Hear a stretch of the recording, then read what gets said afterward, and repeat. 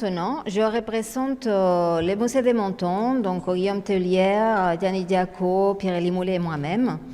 Et le but, c'était de présenter les musées de Menton. Mais attention, pas tous les musées historiques. Parce que les musées contemporains, ça reste un peu trop loin de mes compétences. Alors, ce matin, on a parlé de beaucoup de choses.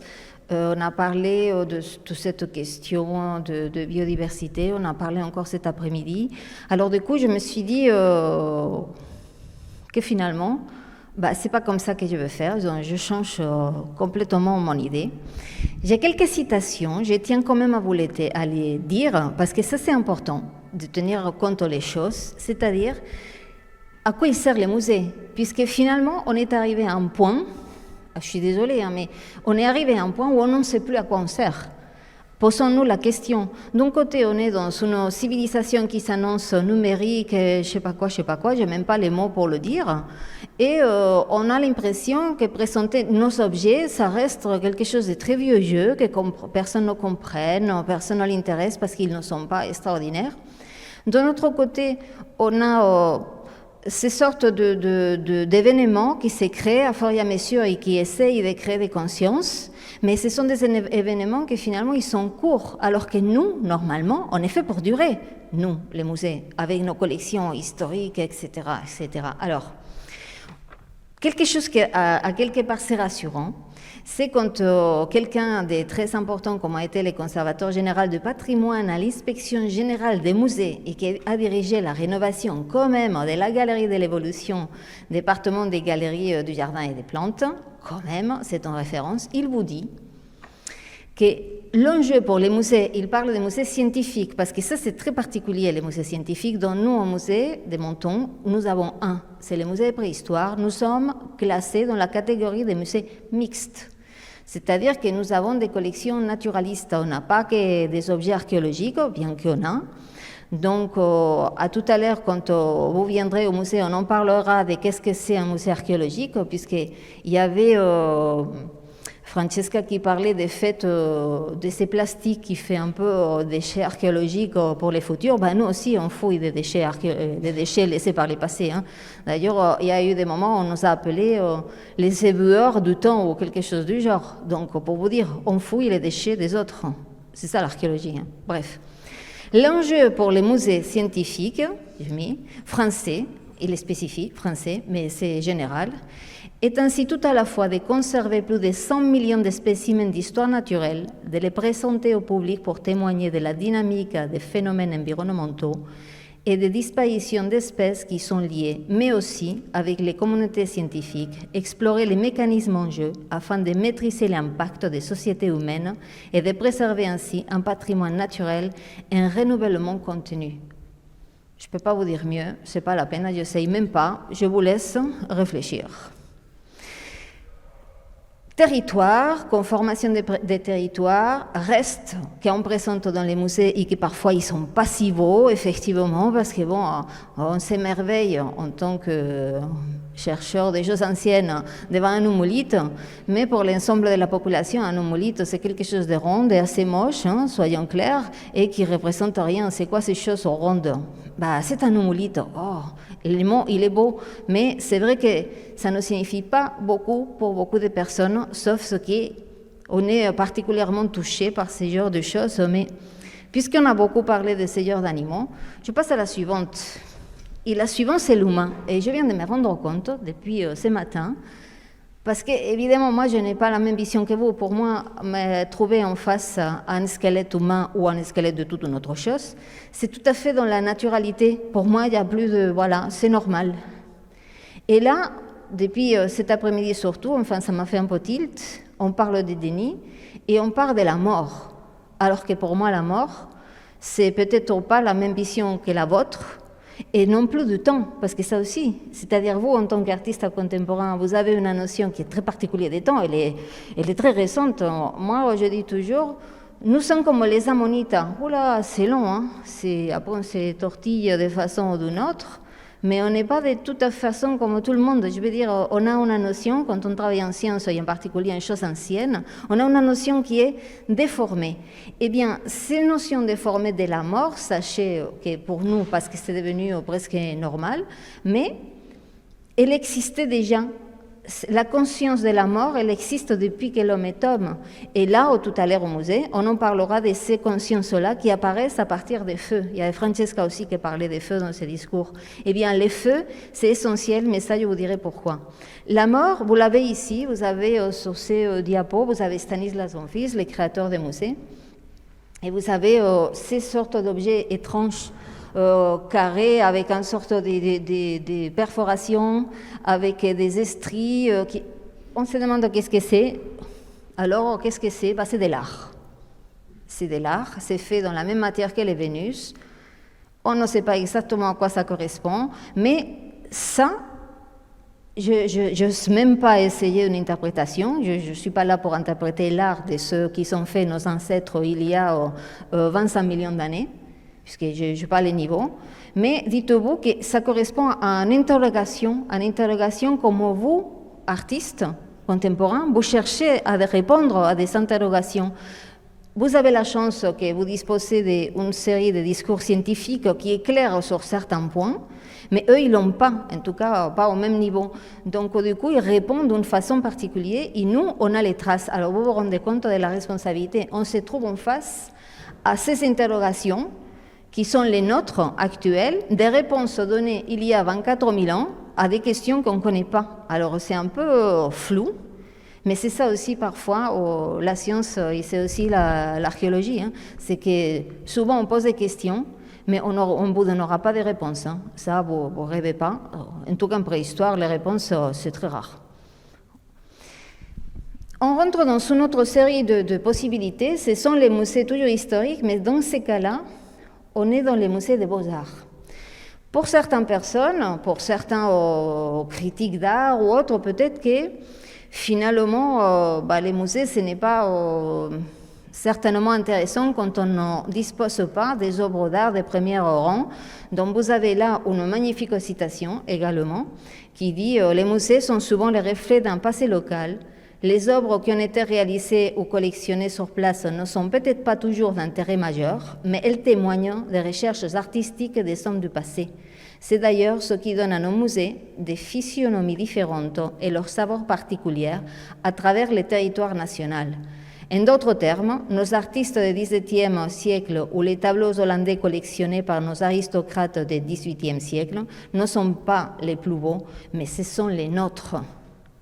Et c'est cette notion-là de patrimoine local que là je défends aujourd'hui avec nos musées de Menton, parce que effectivement, si nous en avons une notion relativement précise de ce qui était notre territoire il y a une centaine d'années, c'est parce que nous disposons de ces tableaux à un moment donné où les photos c'était mission impossible.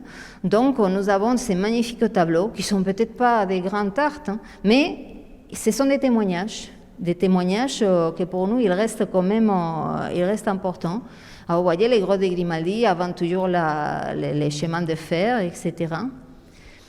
Encore, on a vu ces formes de vie qui est terminée, hein, ces pêcheurs qui n'existent plus, parce que là, ce n'est plus possible. Il y en a, je crois, combien de familles qui restent des pêcheurs à Menton? Deux.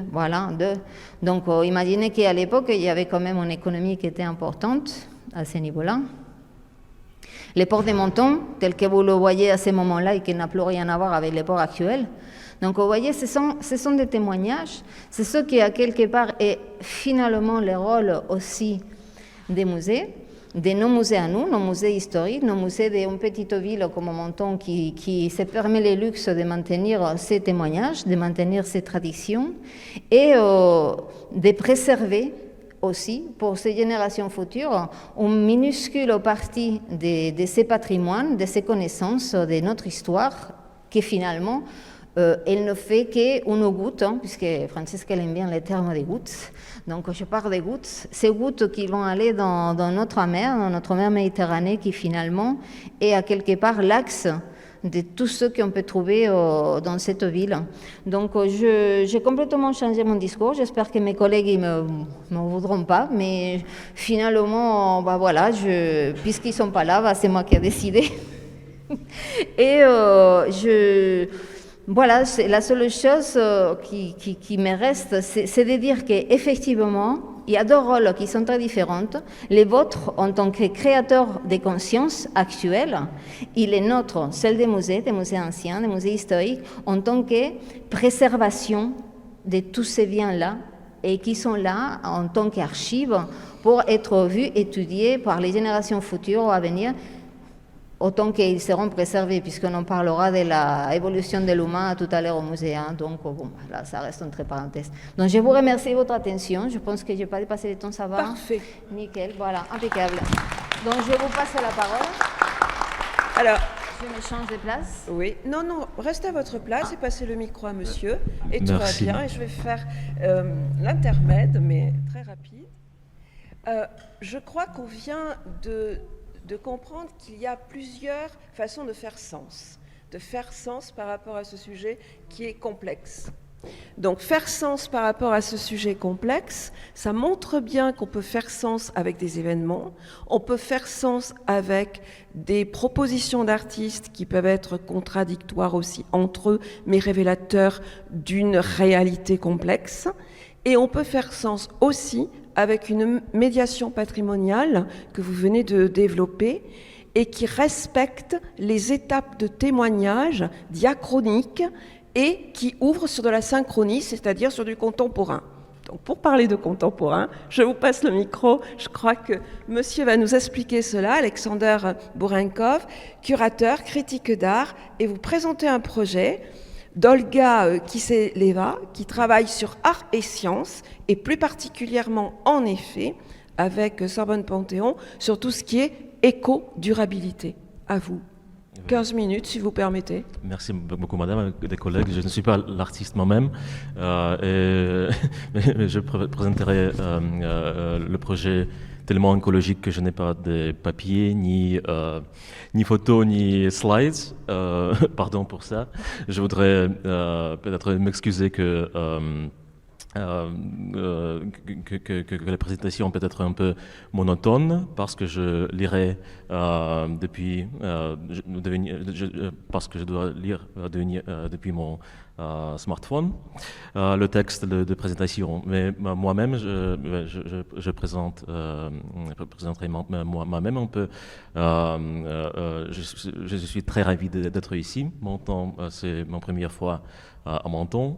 Et, je suis le commissaire, le conservateur indépendant, le curateur, le critique d'art, et je collabore maintenant avec Radicans, le coopératif de curateurs indépendants fondé par Nicolas Borio à Paris. Avant, j'occupais des postes de directeur artistique de fondation non lucrative à Irkout, de fondation VICI et Cosmosco, parce que je suis de la Russie, où j'étais aussi le chef de département des recherches, de recherche des pratiques curatoriales. Et j'ai organisé beaucoup d'expositions dans l'intersection d'écologie, de politique environnementale,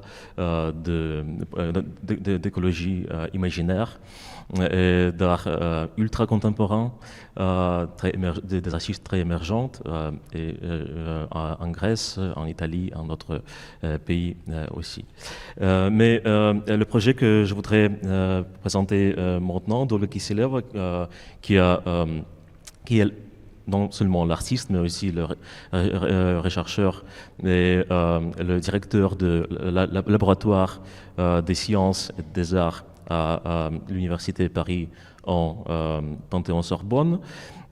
C'est le projet élaboré ensemble avec notre équipe et avec Laurent Landex, qui a déjà parlé plus tôt aujourd'hui, paléoclimatologue de l'Université de Bordeaux.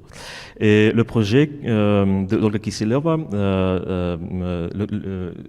il est nommé Biobank, les fonds marins comme source d'ancêtre futurisme. Olga a essayé d'établir ce terme l'art en scène de l'art en France. Et le projet Biobank, il est consacré aux animaux marins les plus mystérieux dans des comportements, des stratégies de périphérie biologique pourraient inspirer des innovations conséquentes dans le mode de vie et de nos organisations. Depuis des millions d'années, les océans abritent une diversité extraordinaire d'organismes marins, chacun ayant développé des adaptations uniques pour survivre et prospérer dans leur environnement aquatique. Parallèlement, les avancées dans les domaines de la science et de la technologie ont permis de mieux comprendre, d'exploiter les mécanismes et les structures extraordinaires de ces créatures, ouvrant ainsi la voie à un nouveau domaine d'exploration, le biomimétisme.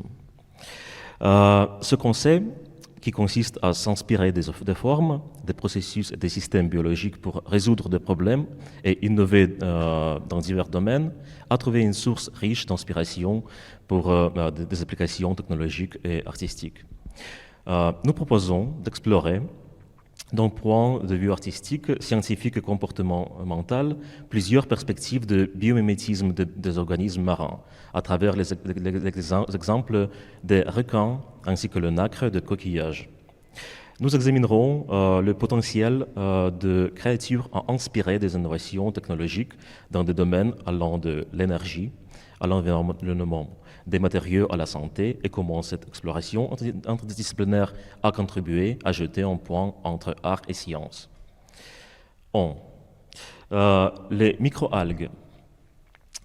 Ils sont des joyaux de l'océan, souvent négligés en raison de leur petite taille.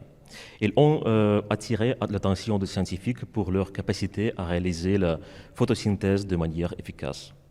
Inspirés par ce processus, des chercheurs ont développé des cellules solaires biomimétiques plus efficaces, ouvrant ainsi la voie à la nouvelle technologie d'énergie solaire.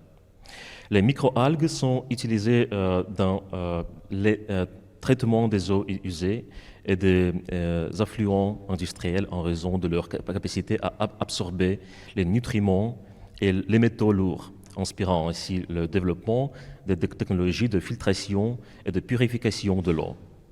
Leur aspect visuel, souvent observé à travers un microscope, révélait des motifs et des structures d'une complexité et d'une beauté suffisante, offrant un spectacle d'une œuvre d'art abstraite. Elle révèle une diversité incroyable de formes, de couleurs et de motifs. Certaines espèces arborent des structures délicates et filamenteuses, tandis que d'autres présentent des formes géométriques, symétriques ou des motifs en spirale.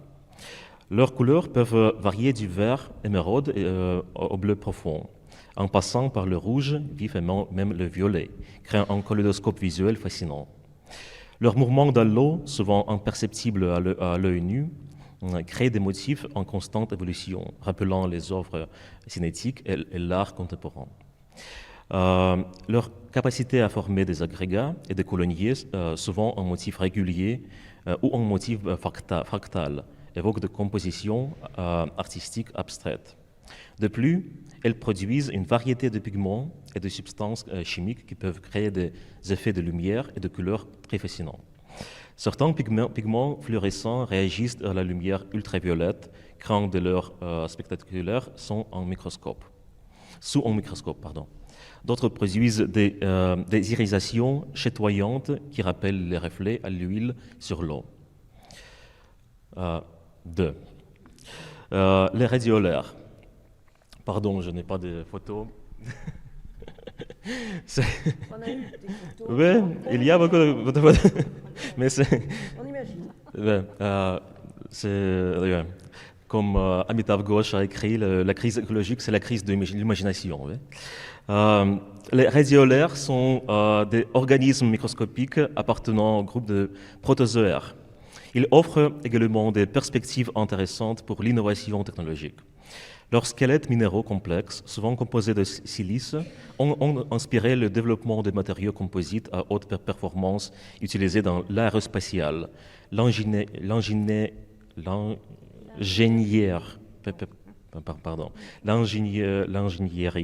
des matériaux et la construction légère. Leurs mécanismes de filtration sophistiqués ont inspiré le développement de technologies de purification de l'eau et de manipulation de la lumière et photonique. Lorsqu'on observe les radiolaires au microscope, on découvre un monde de formes et de structures remarquables. Leurs squelettes minéraux prennent des formes variées, allant de sphères délicates à des structures plus complexes en forme de cage ou de coquille. Ces structures sont ornées de motifs fins et réguliers dont l'esthétique peut évoquer dans les sculptures miniatures. La diversité des radiolaires est également impressionnante. Des espèces aux formes géométriques semblent aux espèces aux structures complexes et ramifiées. Chaque radiolaire offre un spectacle visuel unique. Leurs couleurs, souvent produites par des pigments intracellulaires, ajoutent une dimension supplémentaire à leur beauté, allant du blanc au rouge vif, en passant par la jaune, le vert et le bleu. Beaucoup de ces organismes présentent une symétrie radiale ou bilatérale, parfaitement équilibrée, créant une harmonie visuelle qui évoque les principes esthétiques de l'art classique. Leurs structures sont souvent ornées de motifs complexes et répétitifs qui semblent être le résultat d'une intention artistique plutôt que processus biologique. Nous avons un peu de plus de temps, oui? Oui, vous avez 1 minute ou 2 ou même plus. 1 ou 2, Voilà. Ok. Plus exactement, si vous voulez être Parce que le texte est très, vous très... avez 5 minutes Ok, pour 5 minutes. boucler votre argumentation. Et j'ai Ok. une belle question à poser à tous les trois. Et ensuite, je vous verrai sur les questions de la salle. Quand art et science se rencontrent dans ces profondeurs de l'océan, le biomimétisme de ces organismes marins offre un potentiel considérable pour l'innovation dans divers domaines, de l'énergie à l'environnement en passant par les matériaux et la technologie. En s'inspirant des mécanismes et des structures naturelles développées par ces créatures au fil de millions d'années d'évolution, les scientifiques et les ingénieurs peuvent créer des solutions novatrices aux défis technologiques contemporains, tout en tirant parti des ressources naturelles des marines durables.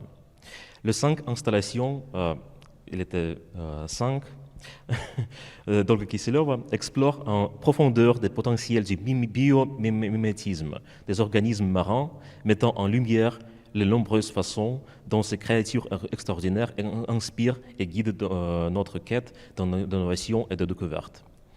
Pour chacune de ces propositions, elle crée une proposition plastique afin de susciter l'émerveillement et l'inspiration, nous rappelant la profonde interconnexion entre la science, l'art et la nature, et démontrant l'extraordinaire potentiel créatif et innovant de la nature. À travers ces propositions, le public peut voir comment la technologie et le design peuvent s'inspirer des formes, des structures et des propriétés des organismes marins pour développer des technologies innovantes et créer une nouvelle génération des objets du quotidien appelant de nouveaux comportements. Les œuvres mettent également en lumière l'importance de la préservation et de la protection des écosystèmes marins. En étudiant et en s'inspirant des organismes marins, nous reconnaissons les valeurs intrinsèques de ces habitats et de leur biodiversité. En travaillant à préserver l'écosystème, nous protégeons également une source inépuisable d'inspiration et d'innovation pour ces générations futures. Une minute.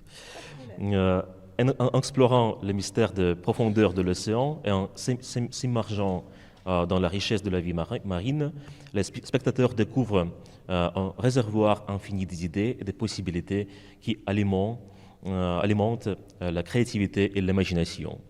Conçu sur la mode science-fiction, cette expérience est néanmoins appelée à aider chacun à contribuer à résoudre des problèmes complexes et créer des solutions innovantes dans des domaines aussi variés que l'énergie, l'environnement, les matériaux et la santé.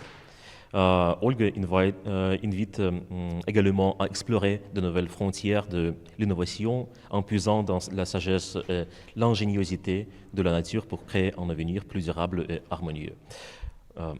Pardon pour ce texte très long, mais merci pour votre attention. Je serai disponible pour votre question au couloir si vous voulez discuter ce projet aussi. Merci beaucoup. Merci beaucoup. Alors, je vais poser une question à vous trois. Nous avons parlé des formes précieuses et maintenant nous sommes en train de... Laissez-le allumer. Je les éteins pas. Vous les laissez tout seuls. Voilà, là c'est bon je pense. Non, il n'est pas allumé. Vous poussez vers le haut. Là, je crois que c'est bon. Voilà. Donc, du coup, nous avons parlé des formes précieuses et maintenant, nous parlons des formes innovantes. Donc, ma question, c'est qu'est-ce qui pourrait être encore plus travaillé, creusé pour sensibiliser les personnes à ces nouvelles formes de médiation en musée et en art? Qui veut commencer ?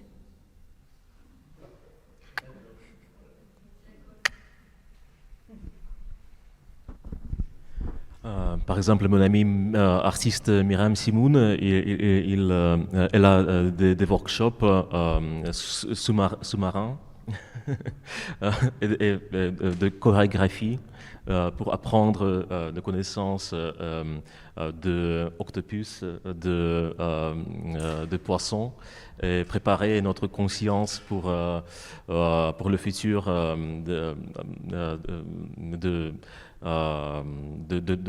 l'océan, quand l'humanité ça sera lié avec des autres animaux sous-marins. C'est le forme très expérimental, des workshops, des ateliers chorégraphiques sous-marins. Très bien. D'autres personnes ? Oui, ça marche. Ouais. Bon. Innovante, je ne sais pas, parce que c'est-à-dire que nous, on a remarqué les dernières années un éloignement en ce qui concerne l'objet. On est rentré dans un univers qui devient de plus en plus immersif. On se rend compte que les générations, ils sont entre eux-mêmes très déconnectés. C'est-à-dire, moi, ça me surprend chaque fois, il n'y a plus de langage, il n'y a plus de communication. Et finalement, la question que nous, on se pose, particulièrement dans les musées, c'est de savoir si ça ne serait pas bien. Effectivement, on est obligé d'inclure toutes ces nouvelles technologies, on n'a pas le choix. Mais il y a un retour encore au classique, c'est-à-dire aux vrais manuels, aux vrais ateliers, aux vrais objets pas du tout connectés, des matières, on va dire, naturelles, histoire d'essayer de redévelopper ça, mais dans un sens où ce qui ça change un petit peu, c'est le fait qu'on essaye de trouver la façon d'inclure un maximum de personnes, quoi qu'il soit leur univers et quoi qu'il soit leur capacité. C'est-à-dire que nous, par exemple, je parle de ce que nous, on pratique au musée, je ne peux pas dire pour les autres, mais nous, on essaye d'inclure chaque fois, tout atelier, il doit être adaptable à n'importe quel âge, déjà pour commencer, et ensuite à n'importe quelle problématique. C'est-à-dire que vous avez autant de gamins, on en parlait, je crois que c'était ce matin, je ne sais plus dans quel cadre, c'était les histoires des angoisses, etc., etc. Ça, nous, on se rend compte que des enfants maternels, ils souffrent des crises d'angoisse, chose que c'est complètement nouveau. Donc, du coup, on essaye de créer des espaces, des moments dans ces ateliers-là où il y a un moment, on va dire, de détente, on essaye de ne pas mettre la pression, c'est déjà compliqué. Pas genre, il faut finir ça, il faut produire quelque chose, ça c'est terminé, on produit, on ne produit pas. C'est-à-dire qu'on va plutôt vers un développement vers l'humain. on essaye, c'est-à-dire qu'en même temps, d'un point de vue expositif, on se dirige vers une numérisation réalité virtuelle, mais dans ce qui concerne les contacts, on veut humaniser, on veut retourner à l'arrière. Alors, je ne sais pas si c'est innovant, mais en tout cas, c'est notre essayage. Alors en tout cas, merci. Je vais donner la parole à la troisième intervenante. Merci parce qu'en effet, l'intervention technologique ne peut que se croiser à l'intervention humaine. Donc il faut qu'il y ait médiation vraiment sociale pour que cette information puisse passer. Et donc vous aviez parlé, Madame, d'information, et justement, à vous de répondre aussi de façon plus complète.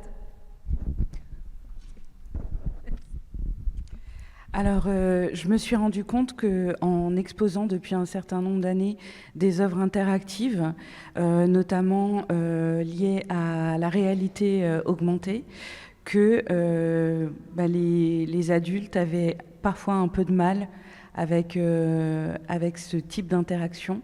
En revanche, les enfants de tous les âges comprennent très vite et presque instinctivement comment ça fonctionne.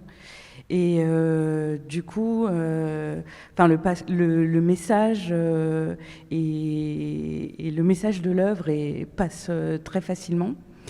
Et sinon, je fais pas mal d'ateliers d'art avec plein de groupes de gens différents, de classes sociales différentes et dans des contextes très différents. Et pour le coup, c'est des ateliers qui restent plus traditionnels, où je vais travailler sur la récupération de déchets. Là, je vous ai montré une des productions d'une petite fille. Donc, on travaille vraiment sur, par exemple, comment créer des animaux marins avec nos déchets quotidiens, donc ce qu'on appelle la poubelle jaune. Et pendant ces ateliers, que ce soit avec des enfants, des familles, des adultes et dans tous les contextes, ça permet vraiment, tout à l'heure je parlais des informations qui sont importantes pour moi, et ben ça permet de les rediffuser d'une manière qui est positive et où les gens sont à l'écoute vraiment. Et du coup, c'est quelque chose de positif parce qu'après, ils rentrent chez eux avec ces informations et ils vont avoir une autre approche par rapport aux déchets et par rapport à leurs actions sur le vivant et à la pollution. Voilà. Est-ce qu'il y a des questions ? Alors, est-ce qu'il y a des questions dans la salle, dès lors, puisque nous sommes en train de boucler cette journée ? Oui. J'ai une question pour vous concernant le travail d'Olga. Je voulais savoir, bon, il y avait un très beau descriptif de ce que peuvent être les formes observées, mais ça passe par quoi sur le plan artistique ?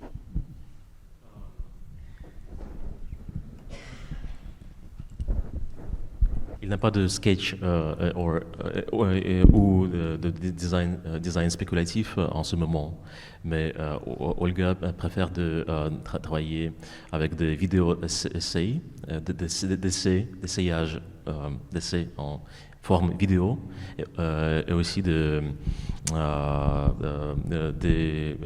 data d'informations transformées en l'installation algorithmique basée en ces données. Mais il n'y a pas en ce moment de sketch. C'est pour ça, pardon. Ma présentation, c'était pas trop fascinant. Est-ce qu'il y a d'autres questions dans la salle ? Moi, je vais rajouter juste une chose à ce qu'a dit Almudena tout à l'heure sur l'implication aujourd'hui, notamment au niveau des enfants. Et on le voit, nous on a 2 aires marines éducatives, 2000 élèves engagés, c'est beaucoup, et on se rend compte qu'ils vont plus vite que nous. Parce que, regardez, hein, ils sont là déjà, ils sont présents, ils ont produit eux, ils sont déjà là. On a lancé le projet en même temps qu'on a décidé de faire le répertoire des formes. La production est déjà là, ils n'ont pas perdu de temps. Et le message est là. Et on le voit quand on a organisé au musée de la préhistoire la fête de la science. On a fait un tabac parce qu'on les a mis au cœur du projet. Tout simplement parce qu'on a mis un aquarium. Parce que cet aquarium est venu compléter l'information qu'on voulait mettre sur l'enjeu de la biodiversité et de la protection, et qu'ils se sont complètement impliqués. Je crois que jamais on a vu autant de monde passer dans ce musée. Et donc c'est ça qui est important, c'est qu'aujourd'hui, il faut comprendre une chose, c'est qu'il y a des ça bouge très vite, et plus vite que ce qu'on peut imaginer. Et moi, je vous le dis, j'ai écouté tous vos débats depuis le début, j'attendais aussi qu'on me présente vos projets. Je ne les ai pas eus aujourd'hui. J'attendais déjà, voilà, quelque chose qui amorce, voilà, votre création, ce que vous avez, dans quoi on va partir, cet échange. Voilà, chacun a présenté ses directives, voilà, ce qu'il crée, où il va, etc. J'espère que ça va venir vite, parce qu'on n'a pas le temps. Il faut que ça vienne vite et que rapidement on puisse avoir dans les mois qui arrivent, voilà, le début de vos projets, le début d'échanges que vous avez, voilà, pour qu'on puisse voir ça. Parce que voilà, je vous dis, regardez, ils sont en avance sur tout le monde. Et voilà. Et donc ça, c'est super important. Alors, le dernier mot, s'il n'y a pas d'autres questions. Je voulais juste dire, pour rebondir par rapport à la présentation précédente, que les enfants ne sont pas dans le déni. Eux, ils n'ont pas peur. Juste une précision, ce ne sera pas très long. Le déni est une défense psychologique, c'est une réaction de défense psychique, et ce mécanisme de défense, il est inconscient. Alors juste cette précision pour vous dire que souvent j'entends « oui mais franchement, ils sont dans le déni, ils voient bien ». Le déni de la grossesse, la femme ne le voit pas, c'est inconscient. Mais ce qui se passe, c'est qu'elle n'intègre pas cette grossesse qui est vécue inconsciemment comme dangereuse pour elle et dangereuse pour son psychisme. Et ce qu'elle fait après, une fois qu'elle l'a expulsé, c'est qu'elle le rejette. Donc nous, dans notre démarche, je n'ai pas de conseils à vous donner, mais l'art, pour moi, c'est un vecteur pour communiquer, parce que quand les gens sont dans le déni, ils sont hyper angoissés, ils ont peur que ce qu'ils rejettent vienne les perturber, mais c'est une destruction psychique dont ils ont peur. Donc il faut, nous, d'un point de vue thérapeutique, on va les rassurer, on ne va pas aller les confronter à leur peur, parce que c'est terrible pour eux. Donc peut-être que l'art, c'est pour ça que je vous rejoins tout à fait, l'art, il y a l'art thérapeutique, l'art est un moyen de communiquer avec eux et de les amener progressivement à se familiariser avec ce qui leur fait peur. Et à ce moment-là, ils vont comprendre et ils vont participer. Mais si on les prend de face, on est complètement à côté. Il y a beaucoup de mains levées dès lors.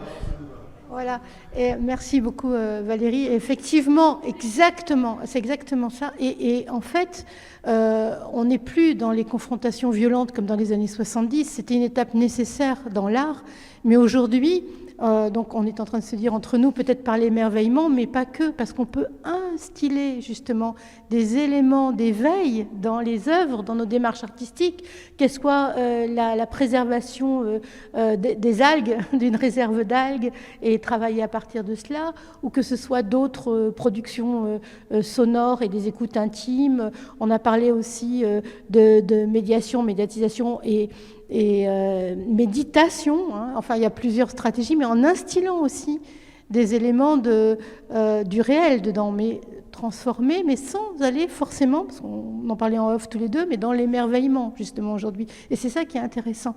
Et je pense que c'est vers ça que, il me semble, nous allons. Nous ne cherchons pas que les formes pour des formes, mais il y a toujours, alors que ce soit par l'ironie, par la déviation, chacun avec sa stratégie, mais il y a toujours ces petites ruses en fait de l'art pour arriver à déjouer finalement ces dénis. Donc complètement d'accord, hein, on ne peut pas les confronter de face, et heureusement l'art a d'autres stratégies aujourd'hui. Encore un avis ? Il ne faut pas confondre le déni et la négation non plus. Donc il y a des gens qui sont dans la négation parce que ça ne les arrange pas de changer leur mode de vie, etc. Mais le déni est vraiment quelque chose de très rigide.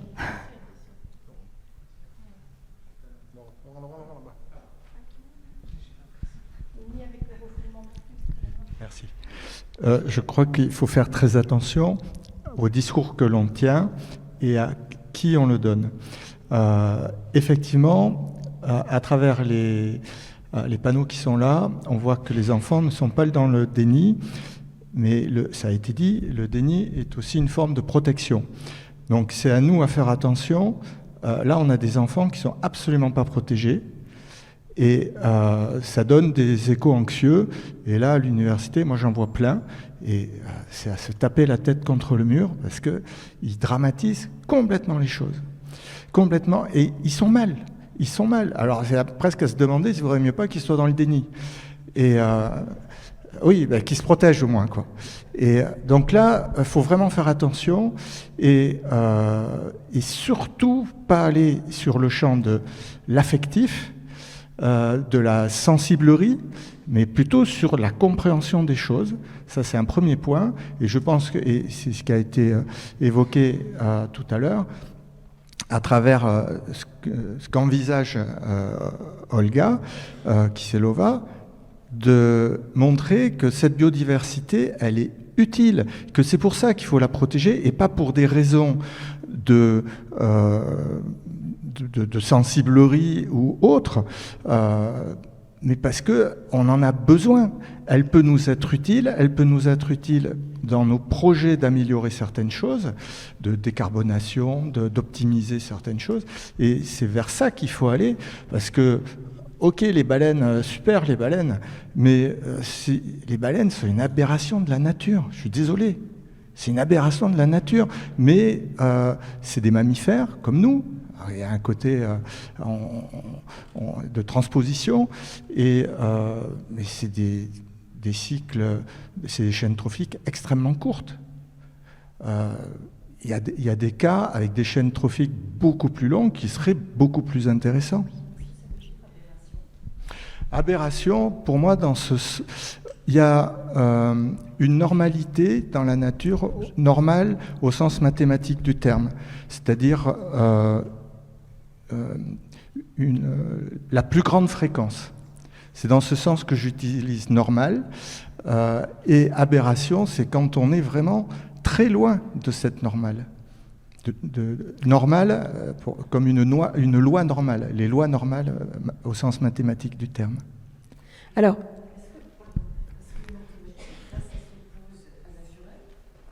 non, les mathématiques servent à décrire la nature.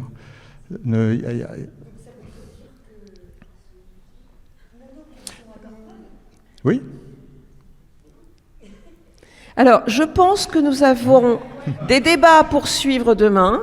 Donc, je vais me permettre le mot de la fin. C'est que je crois qu'on a touché quelque chose qui est très, très important. Comment sensibiliser? C'était ma question générale, mais je vais passer...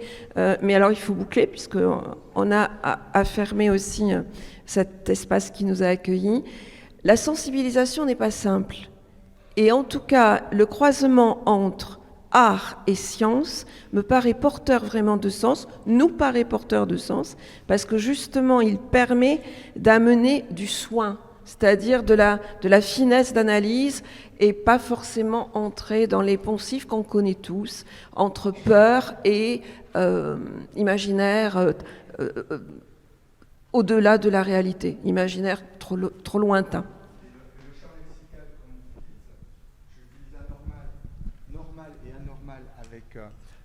J'utilise normal et anormal avec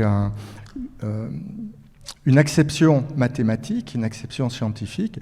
J'aurais dit atypique, Pierre me l'a proposé. Je pense que ça n'aurait pas été perçu de la même façon, alors que c'est exactement la même chose.